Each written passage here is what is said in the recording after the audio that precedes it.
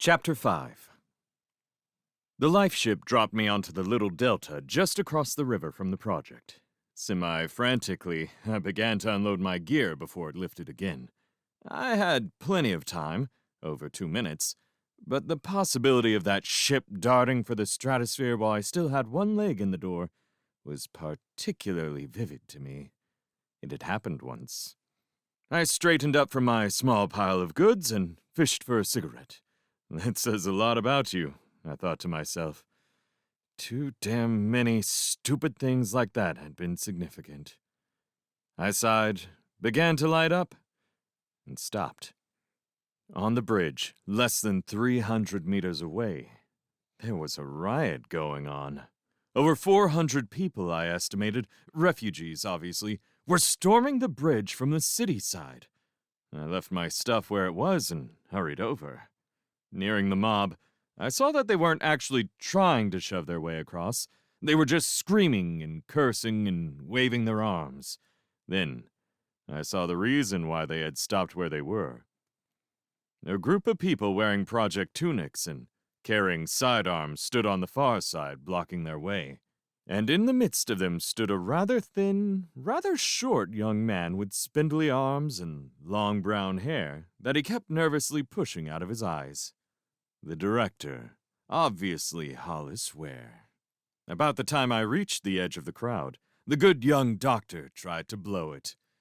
"All right," he yelled suddenly, stridently, into the afternoon air. "If that's what you want, I don't need them to speak," he added, gesturing over his shoulder to the poised guards. The mob crackled boisterously and expectantly at this. The group of guards sagged visibly. So did I. It was an incredibly stupid thing to do. I moved into the edge of the crowd without being noticed and shuffled about halfway through while Ware was making the foolish mistake of stepping across the bridge alone. The members of the crowd closest to him moved backwards off the bridge to give him room, but not far enough.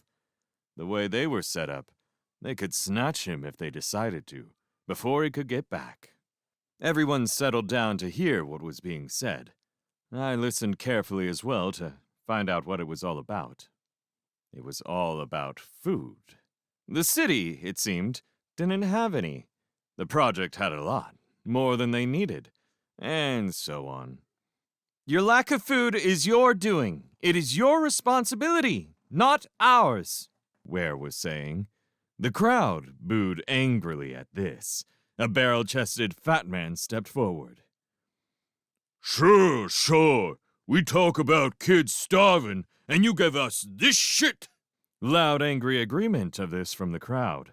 Fists waved, curses flew. But no surge forward.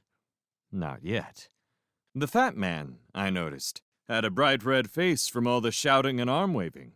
He also had very little actual fat. "How are a bunch of stupid words gonna help our kids?" he added, as the angry cries peaked and dropped. The noise peaked again in responses. I noticed that he had actually turned to the people around him when he said this.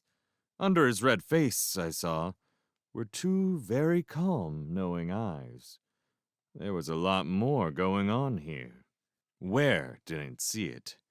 He swayed backwards on his heels with every roar from the mob at his feet. He was blatantly nervous, close to fear, and had no apparent ability to hide it. But he hung in there. He wouldn't take that step back that his feet were itching for. Another man stepped up to speak, tall and thin, black hair shiny from lack of washing. He spoke in a nasal snarl.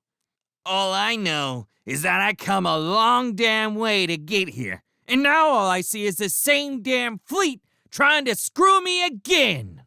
The crowd thundered their approval, and, under their cheers, the thin man exchanged a glance with the fat man, who nodded imperceptibly. That tore it. Ware was being set up by a couple of pros. He had no idea and no chance. I moved closer to the bridge through a forest of shifting feet and waving fists. Ware tried to respond as best he could, but he was hopelessly hamstrung. First, he plainly feared the crowd in general and the fat man in particular. And he was disgusted by the crowd. The latter was probably doing more damage. When you're way, way down and know it, you sure don't like to have it broadcasted by the sneers from somebody who is up. And Holly did broadcast his disgust, try as he might to hide it. He found them filthy, worthless, and just generally beneath him. And they could tell. They really hated the little guy. And so, abruptly, he made it worse. He had had enough of that line about starving children. When the fat man used it again, Ware snapped back with, "Maybe you shouldn't be spending all that time distilling liquor then. If you're really so concerned about starving children, try staying sober for a while." Oh, they didn't like that. The surge began. Ware was forced to step back a few feet so as not to be trampled, but the crowd stopped there, not yet incensed enough to do damage, which meant that they weren't yet sure that everybody would do it at the same time, seeing as how he had obviously hit some kind of target with the last bit. But the fat man knew. He knew that mobs, like unions, have an answer to that eternal question of who deserves what. They just ignore it and grab. The fat man got them mad enough to ignore it. Talked about how easy it was for Ware to talk like that, and how he would sing a different tune, and how, surprise, he couldn't possibly understand because he had never known what it would be like to live in Sanctioned City. So, ta-da! He had no right to judge what he didn't understand. It was a standard line, but even so, the fat man was a master of it. He went on and on about how tough it was for them, and how it was easy for Ware a couple of more times, proving, by repetition, that he was actually saying something significant. Then he made the move. He took a step up until he was actually standing on the bridge, about a half step from Ware, intimidating the director with his size, and asked the big question. "Just how long do you expect us to take this?" And that was it. The big moment. The complete surge was coming. Mob-wise, he had Ware in a hole. There was nothing he could say, and the next words from the fat man's mouth would start it all. So I cut him off. "You sure talk a lot," I began loudly, shouting over his next remark. I said it as belligerently as possible, moving the last step up to the pair as I did. The crowd turned to look. "You sure talk a lot," I repeated, "about starving for a man that's so fat." There were a couple of giggles from the fringes, quickly hushed. The fat man turned hard eyes at me. "Maybe," I continued with deliberate leisure, "you're the reason the kids are hungry." I noticed then that the unlit cigarette was still in my mouth. I lit it slowly and blew the smoke gently towards him. I felt the tall, thin one move in over my shoulder. I had to do this now. "Who the hell are you?" asked the fat man, with red face and clenched teeth. He turned toward me, raising his arms. He was furious. He had lost the peak of the mob. He had to do something about me, in a hurry. I smiled. "I'm Jack Crow." Murmurs, eyes agape, shifting whispers drifted about. I loved it. The fat man hated it. He had lost the initiative. But he was quick to reach for it again, starting with, "I don't care who you are, I cut him off. "Make your move, Tubby." He blanched, stared, made it. I ducked under it and drove a foot deep in the place where the sun never shines. He bent over with a whoosh of breath. He grabbed for me, still tough, and I decked him. Then I turned slowly around to look at the thin one. "I believe you're next?" I asked pleasantly, expectantly. The thin one stared at me, at the fat man, back at me. He couldn't believe this was happening to him. The guard saved him, and most likely me, by moving across the bridge at the first hint of violence. Clear the bridge! Barked the leader. She turned to Ware, put a gloved hand on his shoulder. Step back, Doctor, please. It was not a request. Ware stepped back, looked at me with the beginnings of a grin. I smiled back. The rest of the guards formed a wedge on the bridge with blazers high and in view. Back! Shouted the leader. Break it up and go home! Now! The crowd, deflated, obeyed meekly. I felt a rough grasp and then a shove as I was encouraged to do likewise. I spun around to get into it with the guard who had shoved me, thought better of it, and turned to Ware. Wait, he said on cue. This is Jack. This man is all right. I smiled as warmly as I could. So is this one, I said, and offered my hand. As he took it, I gave him the smooth lie. That was pretty impressive, Dr. Ware.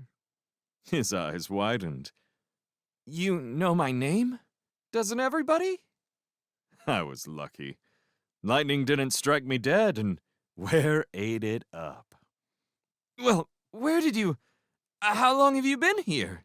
I mean... I sighed. He was like a goddamned eager puppy.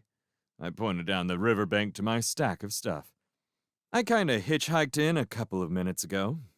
I didn't notice that, he said, with wonder in his voice. I shrugged, smiled. There was an uneasy silence. I coughed into it. Came to see you, in fact. Brought something you might like. Oh, really? Now, he really was like a puppy. He all but ran with me across the bridge to the other side. He had to keep restraining his legs from running as we neared my belongings. When we got to the pile, I pointed, but he had already seen. My God! An L-1625 Scout! I don't believe it! He was all over it in a second, poking and prodding. He uttered another gasp. And it's still got the recording pod, he said breathlessly. Oh, you noticed that, did you? I asked with a smile, looking over his shoulder to see what the hell he was talking about. Recording what? He straightened up and looked at me. And you brought this all this way for me? He asked with genuine amazement. All for you. His ecstasy was overflowing.